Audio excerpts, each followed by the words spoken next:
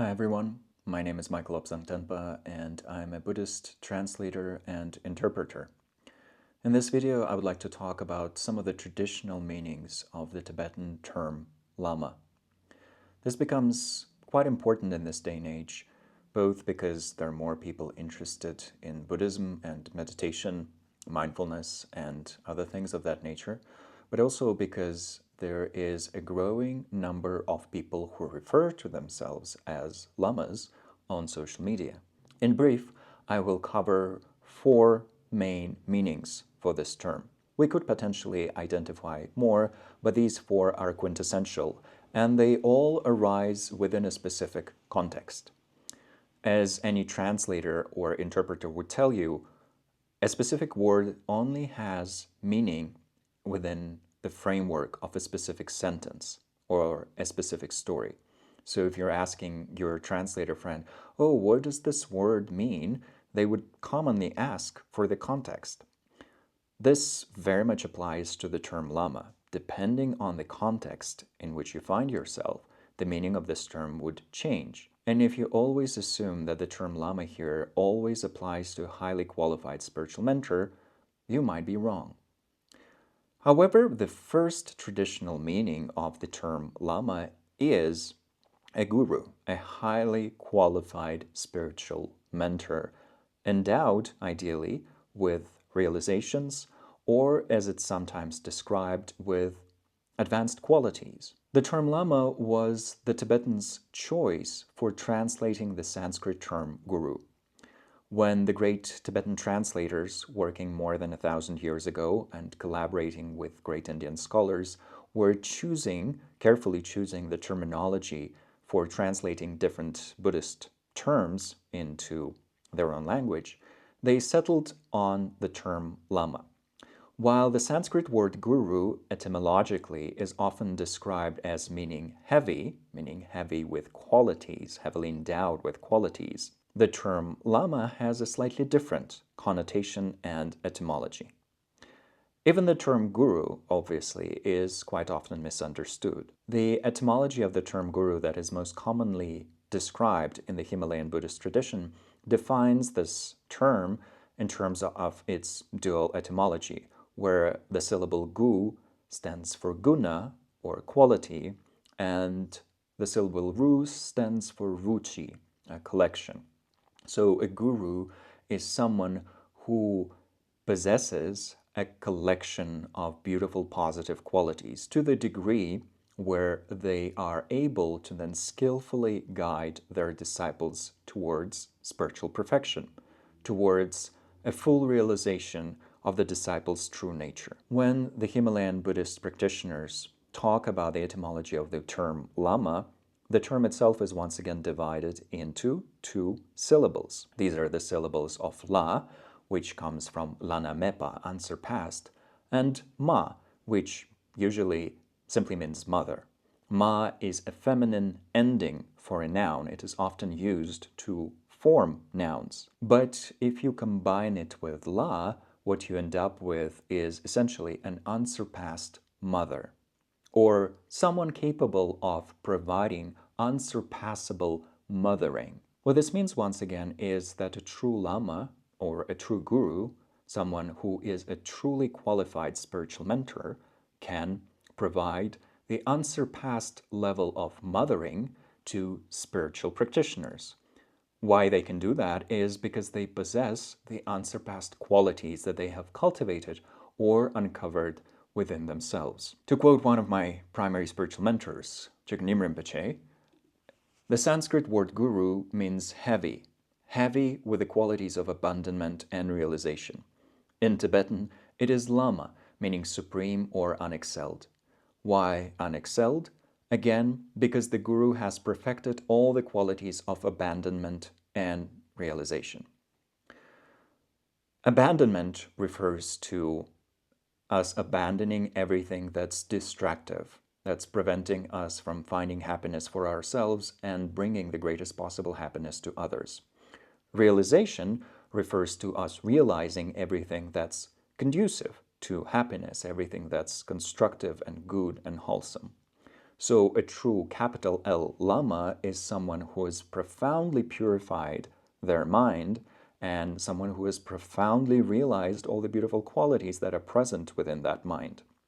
For that reason, the syllables La and Ma are also described sometimes as referring to the qualities of method and wisdom, or compassion and love and wisdom respectively.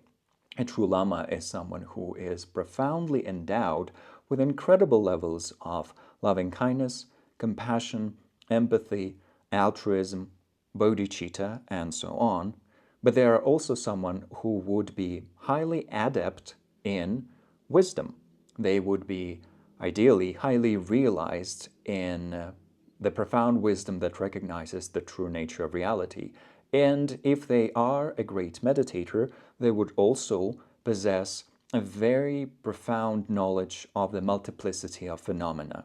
They would not simply know the true nature of all phenomena, but would also have the breadth of wisdom in order to know all the potential types of interdependence that are important to know in order to skillfully guide sentient beings. As we can see, what's being described here is a very advanced spiritual state. We are talking about highly realized practitioners, essentially, who also take upon themselves the task of guiding others. So, how does one become a Lama in this sense? How do we apply this term to someone, and how can we say that someone is genuinely a capital L Lama in this first sense of the word? Well, in Buddhism, we talk about the so-called proper basis for designation, or appropriate basis for designation. What this means is that for us to validly label something as being a cup, for example, certain characteristics need to be present. Then, and only then, is a cup, conventionally speaking, validly labeled as a cup. Accordingly, for someone to be properly called a Lama, a capital L Lama we could say, certain conditions need to be present. Such an individual would need to be highly spiritually realized, highly qualified for sure, and they would also need to be someone's teacher. So we can imagine a situation in which someone is undertaking a lot of spiritual practice. Maybe they're practicing in a cave for multiple decades. There are practitioners like that in the Himalayan region and these days across the world, and there certainly have always been practitioners like that across the multiple spiritual traditions in this world. So we can imagine someone practicing in a retreat situation like that and not teaching anyone for the time being. They're just deepening their own realization to eventually start benefiting beings through teaching. But for the time being, they're just focused on their practice in order to deepen it. So such an individual would be a potential Lama, a candidate for being a Lama, but they're not yet a Lama in that they're not giving teachings yet. At the same time, I think what we should be more concerned about is the opposite situation. The situation in which someone is actively teaching or has the ambition to teach or is teaching and is being ambitious about that teaching while not possessing the spiritual qualities of abandonment and realization, essentially, or the spiritual qualities of compassion and wisdom. So such an individual would also not be a proper basis for designating them as a capital L Lama, spiritual mentor, a guru, because the aspect of qualities is absent. They're not truly heavy with qualities. So then when someone is being called a Lama, a capital L Lama, by others, even if there is a large community referring to someone as a Lama, or a few individuals here and there, or maybe a few students of this specific person calling them a Lama, it would be wise for us to check whether they are truly a qualified teacher. There is a classification of 4 types of gurus or 4 types of lamas that we encounter on the path. This classification is sometimes used in the teachings of the Kagyu and Nyingma traditions of Buddhism. And according to this classification, the first type of lamas or gurus that we encounter need to be qualified, holders of the lineage. So what does the lineage stand for in this regard? It is the lineage, an unbroken lineage, of the transmission of the Buddha's teachings. It is a lineage that goes all the way back to the Buddha. It is a lineage that goes all the way back to the highly realized masters of ancient India, the highly realized masters of Tibet, and of other Himalayan regions, of Mongolia, and so forth. And it is a lineage that has arrived in an unbroken, uninterrupted manner to the teacher that we're looking at. So when we're looking at that teacher, we need to check whether they actually possess such a lineage and whether such a lineage has been handed to them by their own teacher or by their own teachers, multiple.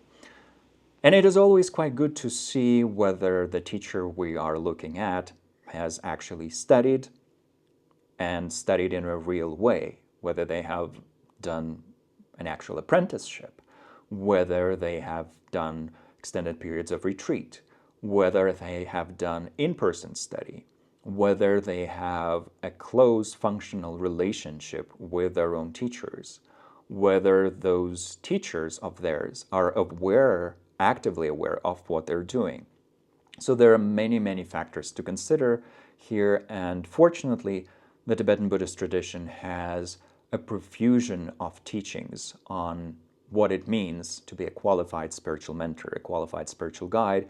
And so before we actively consider someone a Lama, a capital L Lama, let alone our Lama, it is extremely good to study those teachings, to read them, to contemplate them, and then to apply these systems of filtering and exploration to the teacher that we're curious about. If we do this, we would either see that they are perhaps a valid basis for being designated as a capital L Lama, or we would see that maybe while they are being referred to as a Lama, they're not perhaps yet quite there.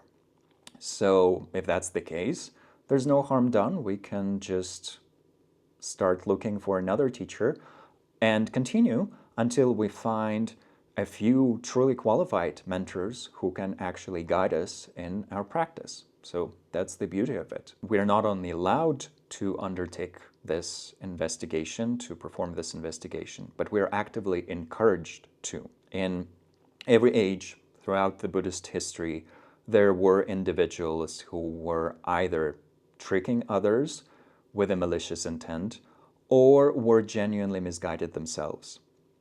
This even happened to some of the earlier students of the Buddha, who themselves thought that they were teaching something valid, and then they discovered that they actually were not that highly realized. And then they started studying with the Buddha himself. So it's certainly possible for someone to either be actively mischievous or for someone to be genuinely misguided.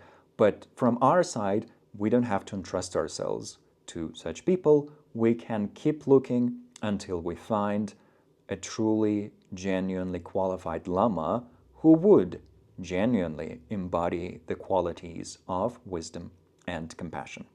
Just to complete that classification of the 4 types of gurus that we encounter on the path, the second type of gurus is the wards of the Buddhas and of the highly realized lineage masters. So this refers to the whole body of teachings that we work with actively on the path in order to absorb and realize it. So everything we're reading about in scriptural texts, in commentaries, and so forth, is also a teacher of sorts, and we rely on that teacher as well. Then the third teacher is the teacher of all appearances, the guru of all appearances. We encounter this guru when we become so highly realized, essentially, so highly attuned, so highly oriented towards the qualities of wisdom and compassion, that everything we encounter for us serves as a dharmic lesson, helping us further our training, helping us deepen our wisdom and compassion.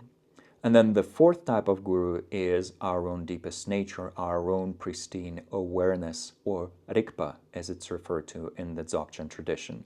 the deepest, unstained, most beautiful level of our mind that we can eventually uncover or realize or recognize through practicing on the path. Between these four types of gurus, generally, the first type of guru, the guru who is a lineage holder, is considered to be most important in the beginning of the path.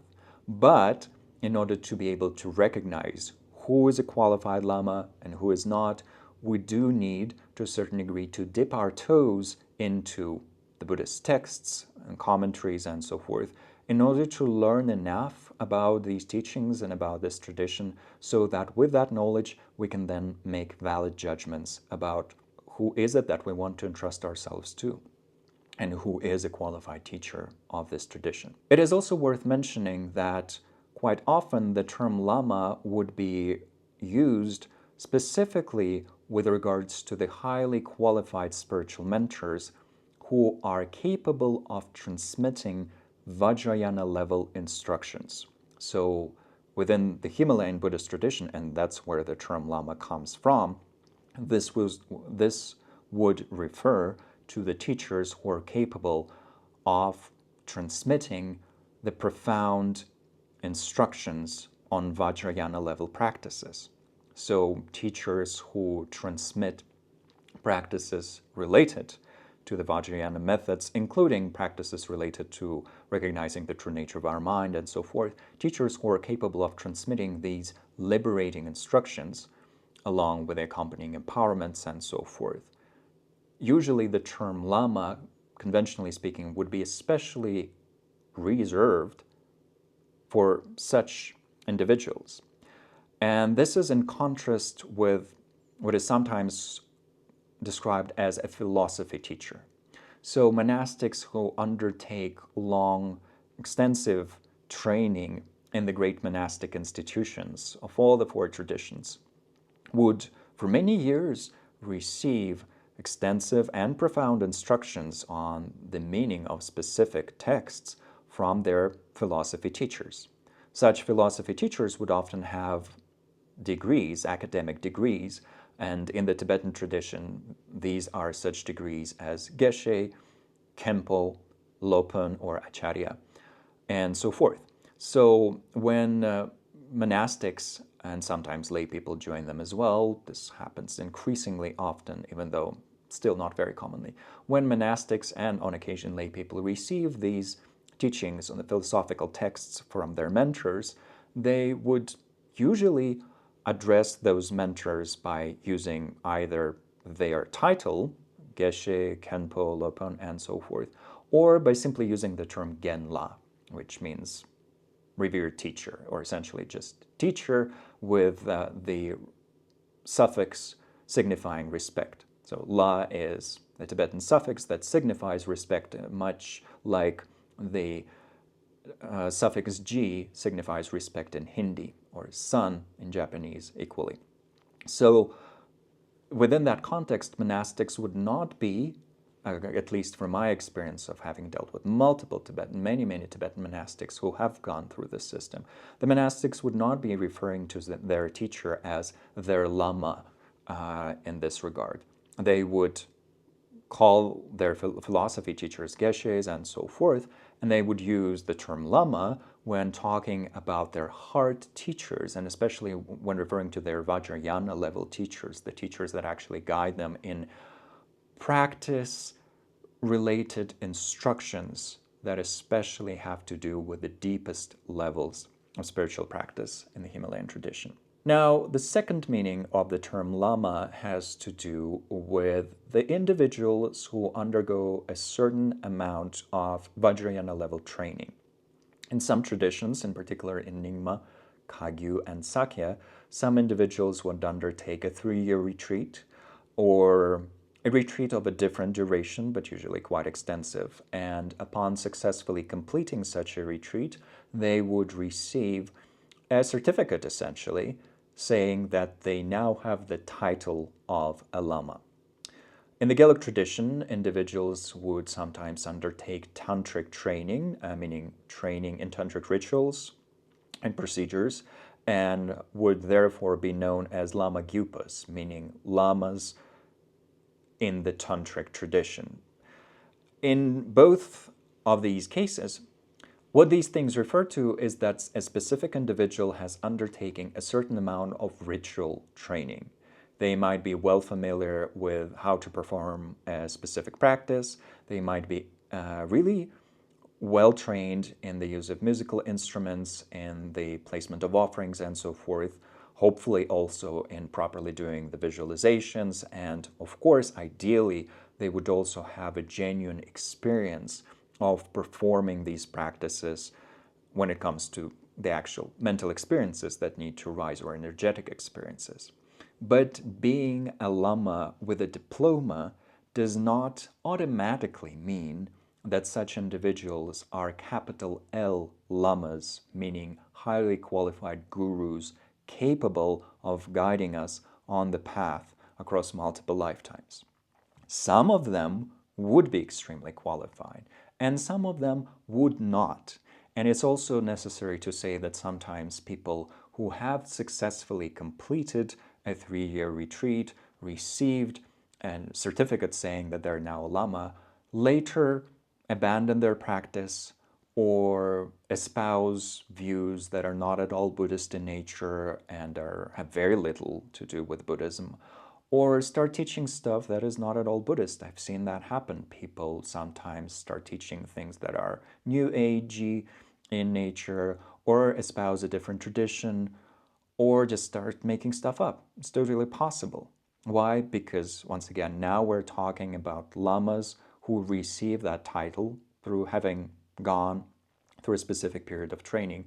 But even though extensive periods of training and practice do help, they in themselves are not a guarantee of someone being extremely qualified for the rest of their lives.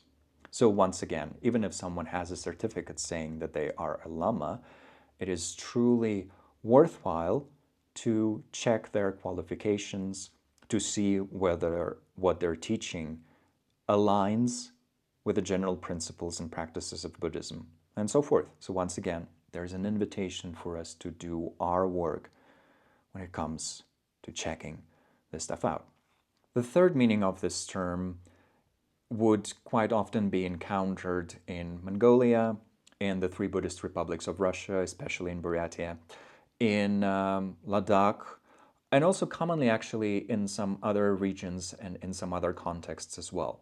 So when the term Lama is used in this third term, it is simply used as a universal term that is applied to every monastic, and in some cases even to non-monastic professional practitioners, as we could call them. So sometimes these are ritual masters for a specific village who perform certain ceremonies. Sometimes these are full-time meditators.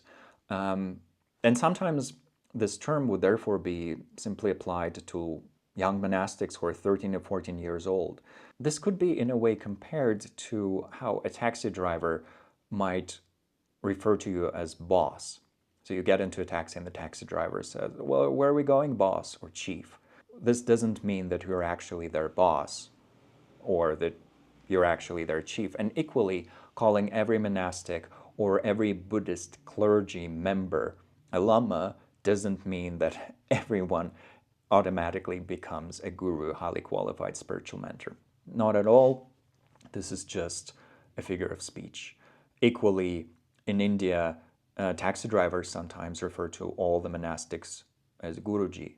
And when talking, I was a Buddhist monk for about 10 years, and when I would talk to other monastics online, I would always refer to them as Genla, once again meaning respected teacher, or Lamala, not saying that they are my guru or a guru, but just using that as a figure of speech because it's fairly common. And so contextually, once again, we need to understand what is the meaning that's being used. It happened to me as well. Some of my fellow monastics would call me a Lama, but I am absolutely not a Lama as meaning a qualified guru. It was just a figure of speech. So it doesn't mean anything, except for the fact that it's a polite way to address each other. And then finally, the fourth meaning of the term Lama has to do with Nepal and the ethnic groups that live there, in particular the Sherpa and Tamang communities, because Lama is a common last name or surname amongst those communities.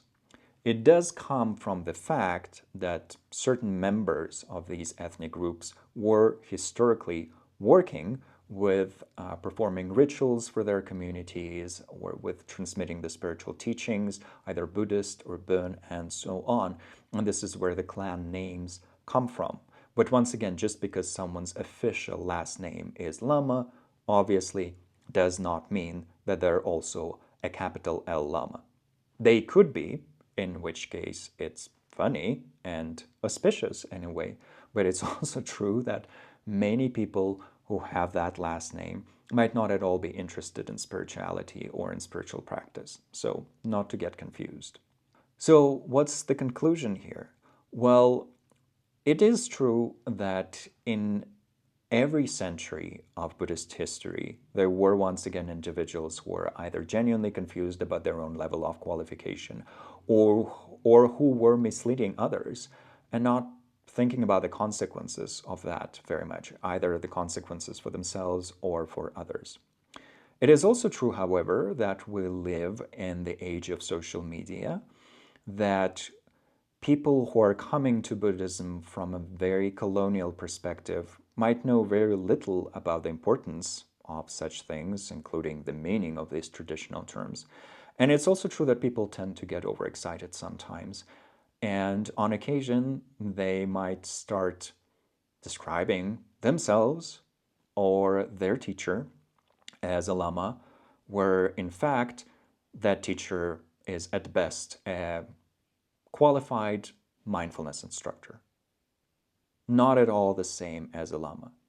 A truly qualified mindfulness instructor can bring a lot of benefit to sentient beings, but they are not a Lama.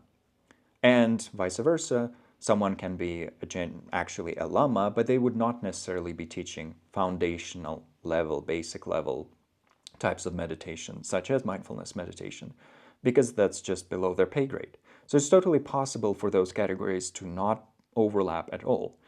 What we sometimes do as beginners in Buddhism when we come to this entire field of knowledge, this incredibly rich system of knowledge, is that we get super excited and we get very confused.